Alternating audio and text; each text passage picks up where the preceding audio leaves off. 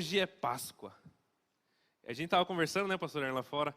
A Páscoa, ela é mais importante para nós do que o Natal. O Natal, Jesus nasceu. Mas se Jesus tivesse nascido e não tivesse sido crucificado, Deus abençoe. Isso é muito importante para mim, viu? Glórias a Deus. Se Jesus não tivesse sido crucificado e ressuscitado, não teria sentido a nossa fé. Nós não adoramos um Deus morto, nós não adoramos alguém que morreu e ficou para a história contar. Não. Como o pastor Arno disse, quando foram colocar flores no túmulo de Jesus, as mulheres foram até o túmulo dele para fazer as honrarias, né, por alguém querido que morreu. A pedra não estava no mesmo lugar. Um detalhe, alguns dizem que essa pedra pesava mais de 1 tonelada. 2, 3, que fosse um homem não consegue empurrar para aquela história que roubaram o corpo de Jesus. É impossível. Ele ressuscitou e tem um hino, eu acordei com esse hino hoje na cabeça. Porque ele vive, posso crer no amanhã. Porque ele vive, temor não há. Glórias a Deus porque ele ressuscitou e nós cremos num Cristo ressurreto. Mas estamos aqui para falar da Páscoa. E hoje existem 2 Páscoas acontecendo simultaneamente. Existe a Páscoa cristã, a que nós celebramos e sabemos o real significado. E existe a Páscoa pagã. Já há muitos séculos existe a Páscoa pagã. E eu gostaria de falar um pouco sobre as duas e falar sobre um texto com vocês. Mas primeiro para darmos... Acabaram de trazer 2 copinhos, mas é bênção. Deus abençoe. Que eu não consigo pregar se eu não tomar um pouco de água. O pessoal sabe, daí um vai e pega, mas Deus abençoe. Obrigado. A Páscoa pagã ela teve origem germânica lá pelo século 13 e 14. Onde era adorada a deusa Ostara, que era a deusa da fertilidade. Ela tinha com ela um símbolo do coelho, ou da lebre, né? Porque o coelho tem uma grande capacidade de reprodução. Era um símbolo de fertilidade.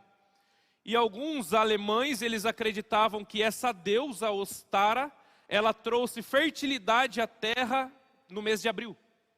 Então, sempre no mês de abril, eles faziam uma festa em prol dessa deusa, e eles pintavam ovos, mas ovos de galinha mesmo. Eles pintavam, deixavam bem coloridinhos, enfeitavam todo o ambiente da festa, com vários coelhos, porque era o símbolo da fertilidade. E adoravam essa deusa.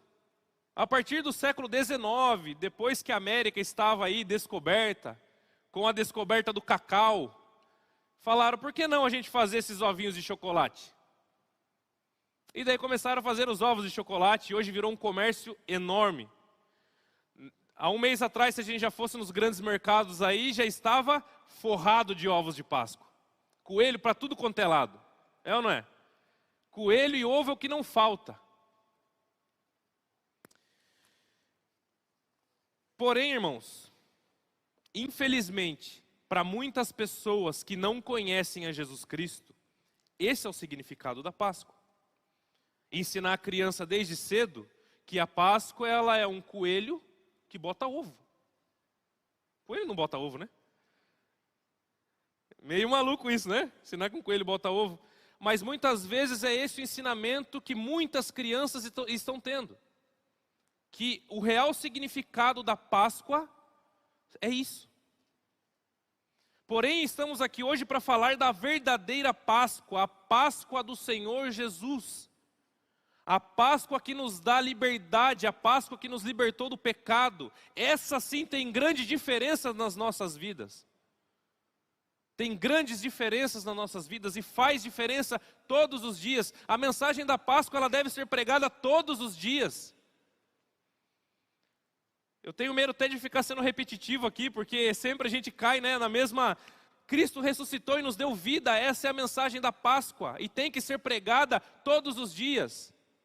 Essa é a mensagem central da nossa fé. Que o nosso Mestre, Ele vive e voltará. Maranata, hora vem Senhor Jesus. E nós esperamos ansiosamente por esse episódio da história, sim ou não? Amém? Maranata? Para nós falarmos da Páscoa do Senhor, da verdadeira Páscoa, nós temos que voltar um pouquinho na história, que todos vocês já conhecem. Todos lembram de José? Sim ou não? Foi vendido para o Egito pelos irmãos, para comerciantes, e foi parar no Egito como escravo. Ele é vendido, vai parar no Egito como escravo. Algum tempo depois, todos sabem a história dele, ele se torna governador do Egito, através que Deus o abençoou grandiosamente naquelas terras. Ele se torna governador do Egito. E então tem uma grande fome e miséria naquela região, onde pelo governo de José, o Egito não passa nenhuma necessidade naquele momento. O Egito continuava prosperando quando toda a região estava em miséria. E isso forçou os irmãos de José irem até o Egito, não foi assim a história? Para comprar mantimentos, porque eles não tinha comida.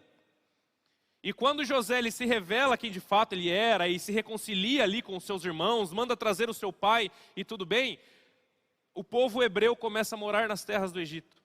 Porque José, um hebreu, era governador, o faraó permitia, estava tudo certo, porque José era de alto escalão ali no Egito. E o povo hebreu ficou ali. Porém, gerações passaram, o tempo passou, muitos anos se passaram. José morreu, a família de José morreu, o faraó que conhecia José e permitia que os hebreus morassem ali também morreu. E o tempo foi se passando e os hebreus cresceram em quantidade. Os hebreus ficaram muito numerosos na terra do Egito, a ponto que o faraó que não conhecia José ou não havia conhecido toda aquela história, decidiu escravizar o povo hebreu. E eles ficaram escravizados por pouco mais de 400 anos no Egito. Foi a maior escravidão enfrentada pelo povo israelita na sua história. 400 anos de escravidão amargo. Bem, Deus levanta Moisés, todos sabem da história. Moisés ele é levantado para tirar o povo de Israel do Egito. Todos conhecem aqui a história das 10 pragas, sim ou não? E é aqui que nós vamos entrar com a verdadeira Páscoa do Senhor e fazer um comparativo com o que Cristo fez na cruz por nós. Abram a Bíblia de vocês em Êxodo, capítulo 12, a partir do verso 1 até o 13.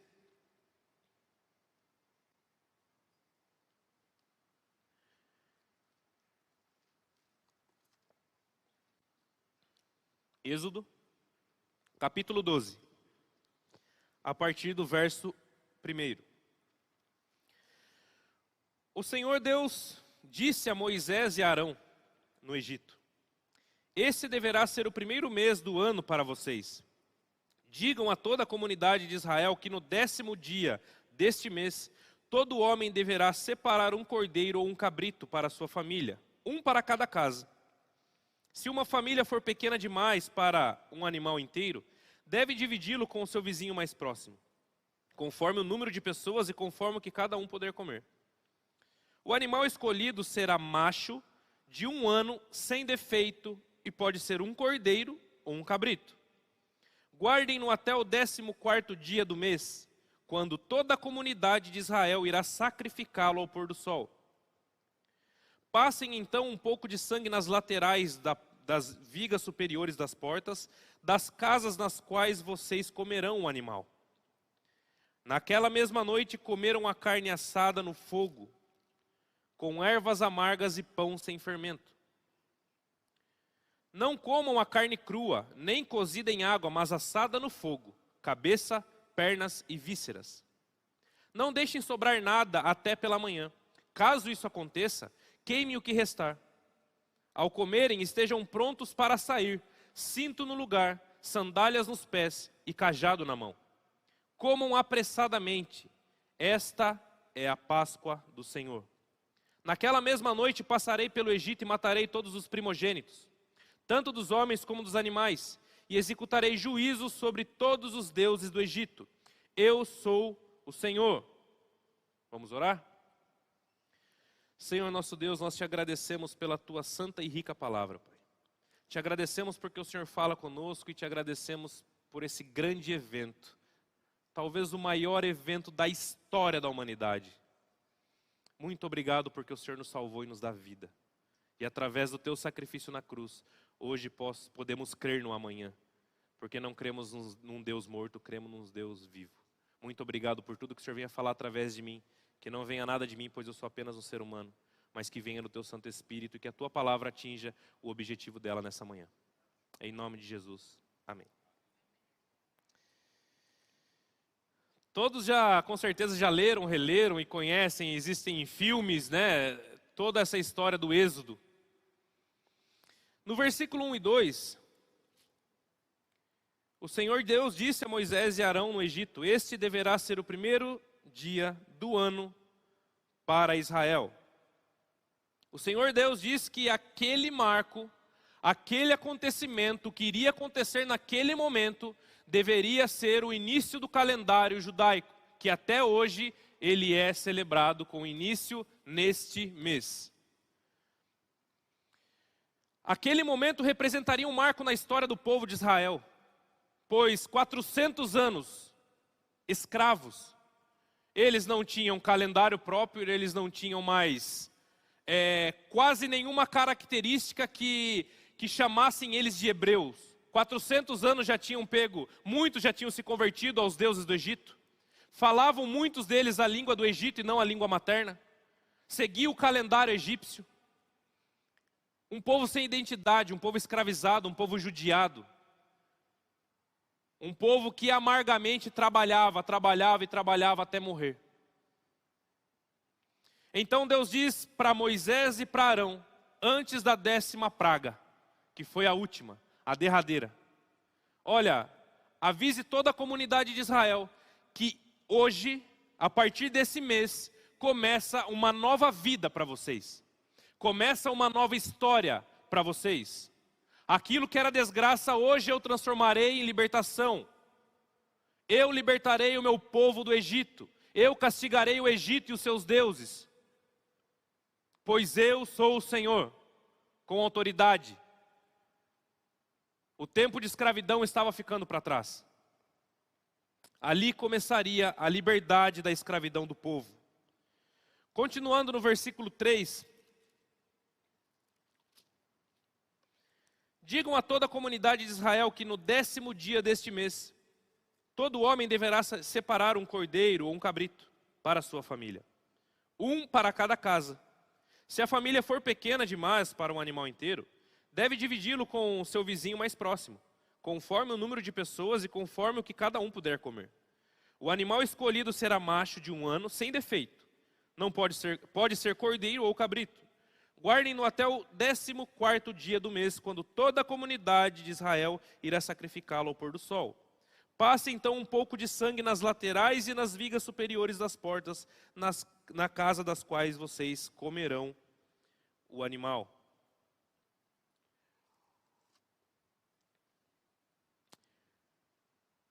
Aqui nós podemos ver claramente um paralelo sobre o que Cristo é para nós e o que esse cordeiro representou para aquele povo naquele momento. Deus diz para que eles separassem um animal, um cordeiro, sem defeito, perfeito, não é isso? Macho, e deveriam sacrificá-lo no 14º dia daquele mês ao pôr do sol, toda a comunidade de Israel. É interessante nós analisarmos que era para eles pegarem o sangue do animal e passar nos umbrais das portas, nos batentes das portas.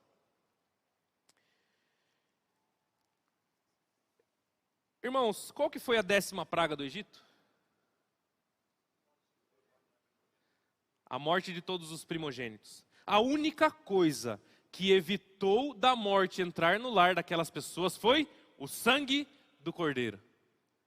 O sangue do cordeiro foi o único sinal que Deus pediu. Olha, quando eu ver o sangue do animal nas portas, eu passarei por cima.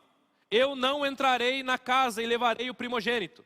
O sangue do cordeiro era a única coisa que protegiam as pessoas ali. Nada mais. E hoje é exatamente a mesma coisa. O sangue de Jesus é a única coisa que desvia a ira sobre a sua cabeça e te dá vida. éramos por natureza merecedores da ira de Deus. A Bíblia diz que todos pecaram e afastados estão da presença de Deus. E o salário do pecado? E todos pecaram. Tem alguém que não pecou? Todos nós mereceríamos a ira de Deus, por natureza.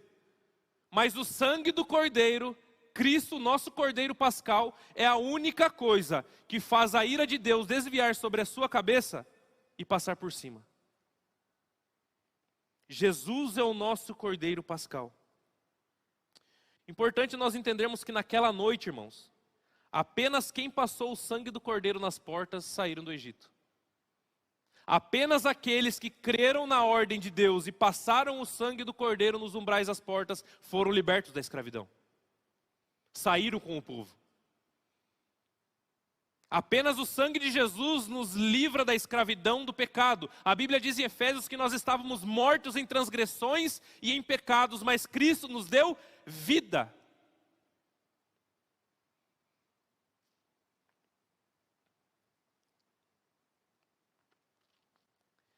Vocês já pararam para pensar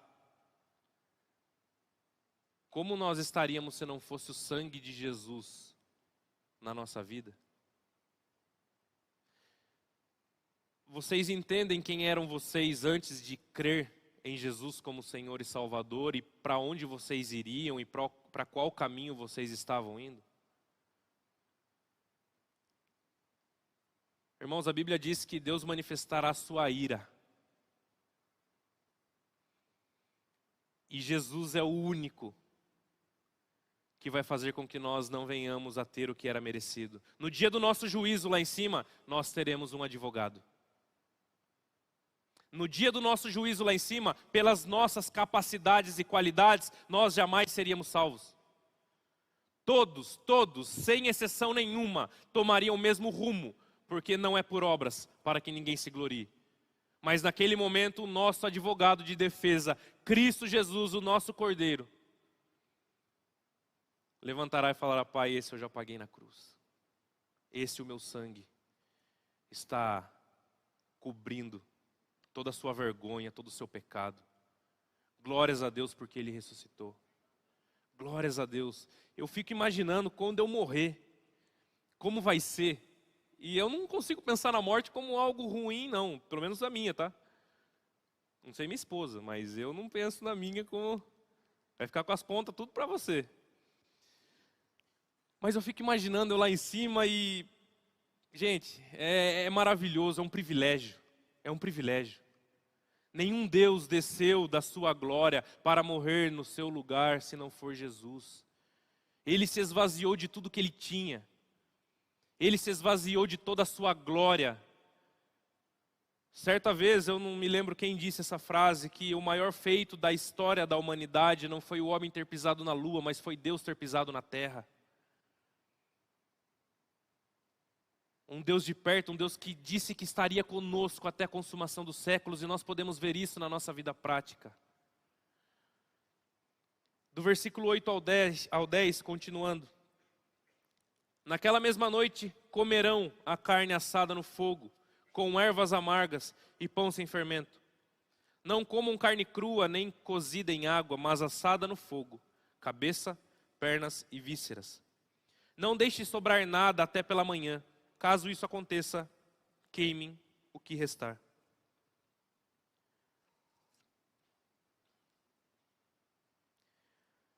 Deus ordena para que eles comessem com ervas amargas, para lembrar o tempo da escravidão, o tempo amargo da servidão do Egito. E Ele diz para que as pessoas comessem e o que sobrassem eles queimassem. Muitas vezes você pode pensar, você seja às vezes uma pessoa aí preocupada com a economia e tudo mais e não quer desperdício. Poxa, por que não doou para alguém que estava precisando o resto do cordeiro assado? Precisa mesmo jogar fora? Se alguém aqui for assar uma leitoa na casa de vocês e sobrar, vocês vão jogar fora? Vocês vão guardar para outro dia, não vão? Mas nesse caso aqui Deus diz para queimarem o resto. Olha, vocês comem, o que sobrar, vocês queimem. Deem fim. Sabe por quê, irmãos? Porque ninguém poderia experimentar do Cordeiro e não ser liberto do Egito. Apenas aqueles que comeram da carne saíram do Egito. Ninguém que experimenta a salvação de Jesus vai voltar para a escravidão do pecado. Jesus disse: a água que eu lhe der, você jamais terá sede de novo. Ninguém poderia experimentar aquele cordeiro pascal e continuar no Egito, na escravidão do pecado, na escravidão do Egito. Todos aqueles que comeram do animal foram libertos. Isso representa algo muito importante. Aquele cordeiro simbolizava a libertação do povo. Aquele cordeiro representava a libertação de todos os seus sofrimentos. Gente, 400 anos, quantas gerações não passaram ali? Quantas vezes as pessoas não oraram a Deus para que acabasse aquele sofrimento durante gerações e gerações e nada acontecia?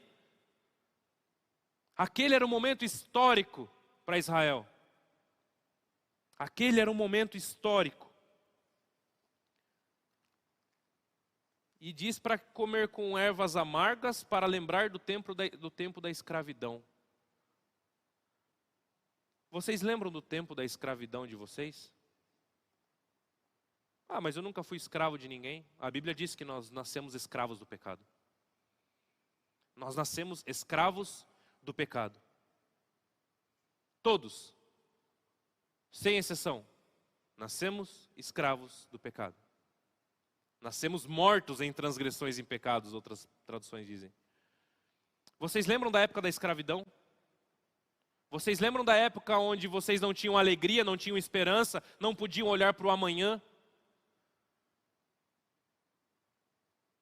Vocês lembram da vida amarga que vocês tinham? E o que Cristo fez nas suas vidas hoje? Cristo, Ele não só, como se fosse só, mas Ele não só nos liberta e nos dá salvação, como Ele também melhora a nossa vida aqui. Ele nos dá paz. Nós falamos uns cultos atrás sobre os benefícios de sermos cristãos, que Paulo diz em Romanos. Hoje nós temos paz com Deus. Hoje nós temos a esperança do amanhã. Se nós colocarmos as nossas prioridades em Cristo, nós não nos abalaremos com falta de emprego ou com qualquer outra coisa. Ficaremos aflitos, mas nós sabemos que a nossa esperança é Jesus. Porque podemos partir amanhã ou depois e sabemos que o nosso lugar lá em cima está garantido. Porque a obra já foi consumada. Nós cantamos isso aqui. Está consumado. Está tudo feito. Sabe por quê? Porque Jesus sabe que se dependesse da gente correr um pouquinho, a gente não ia chegar. Ele fez tudo. A obra perfeita da salvação do começo ao fim.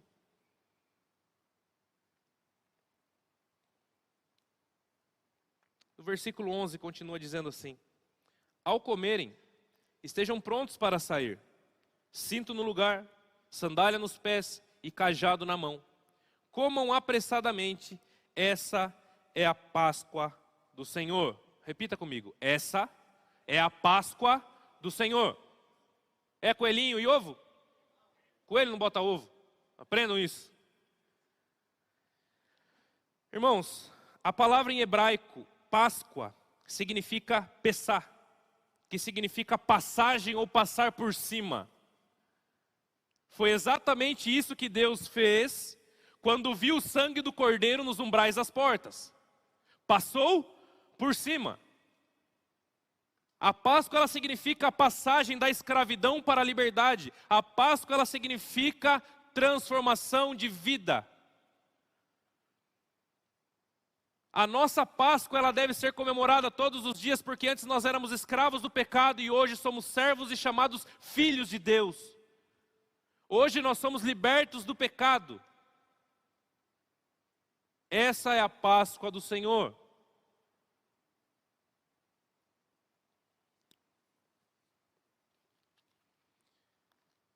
Vocês repararam que depois que Deus diz para que eles comam depressa, com um cinto no lugar, cajado na mão, mesma coisa você sentar para almoçar já com a mochila nas costas, né?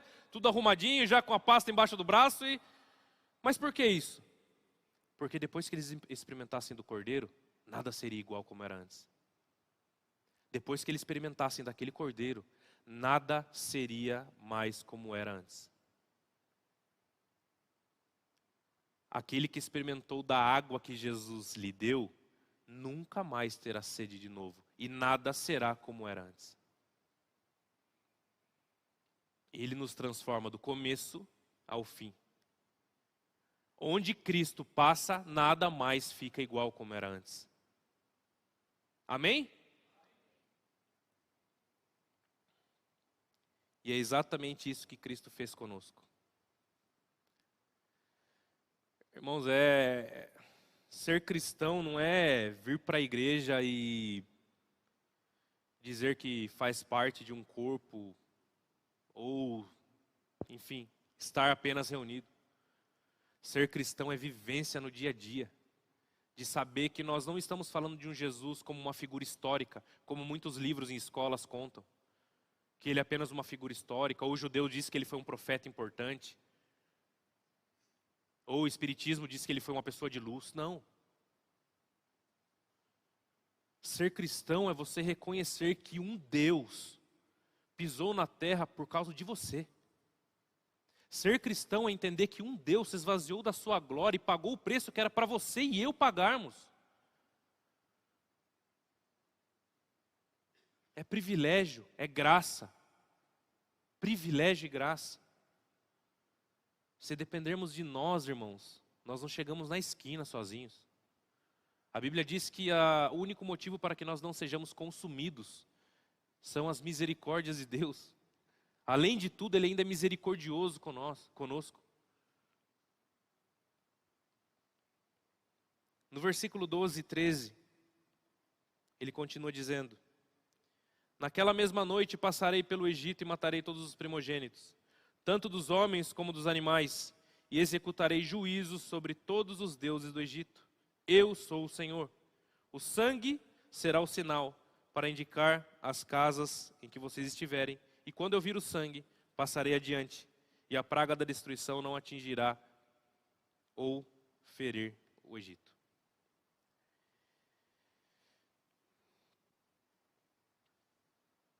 Tem um hino que diz, vocês que têm mais tempo de igreja que eu, tenho muitos aqui que tem, o que eu tenho de idade é que as pessoas têm de igreja, né?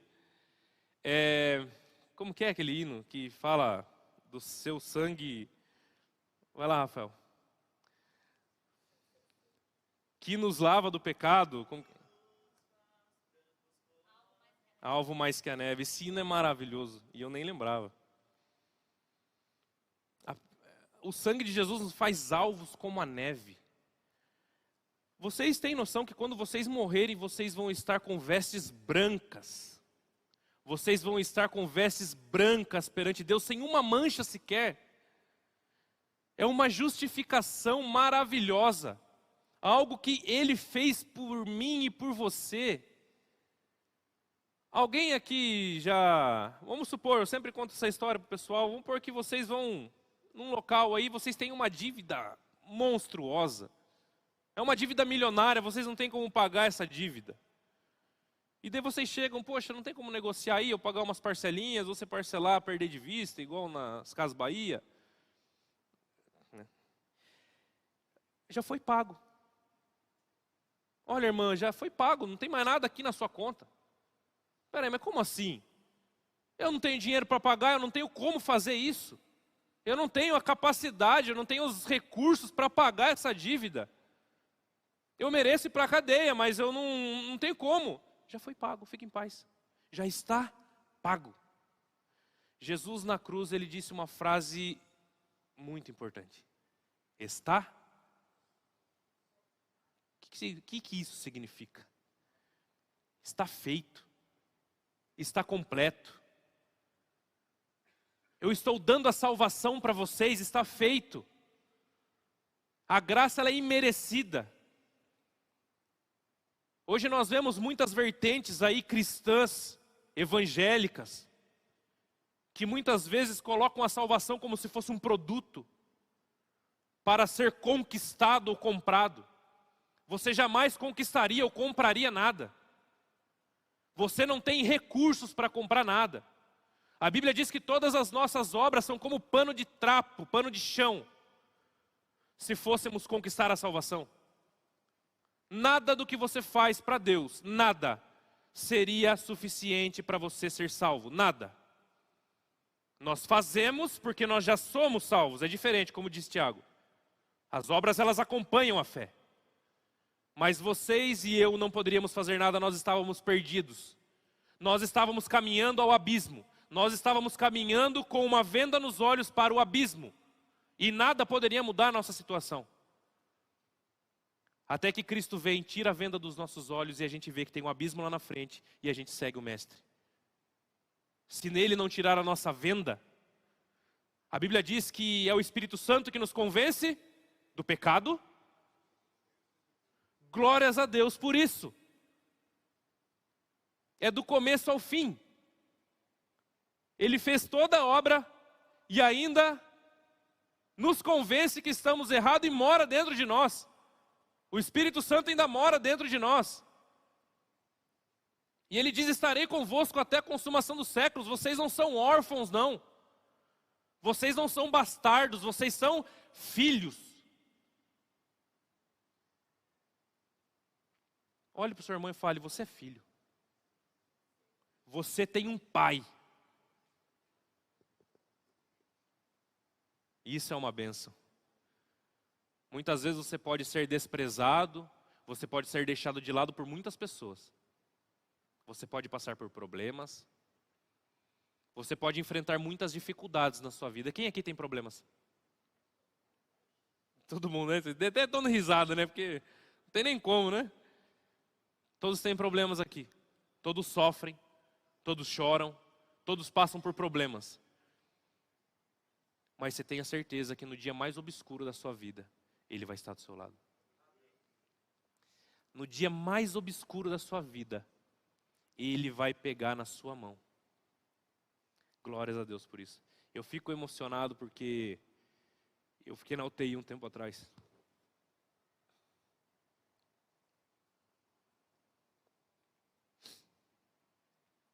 Desculpa.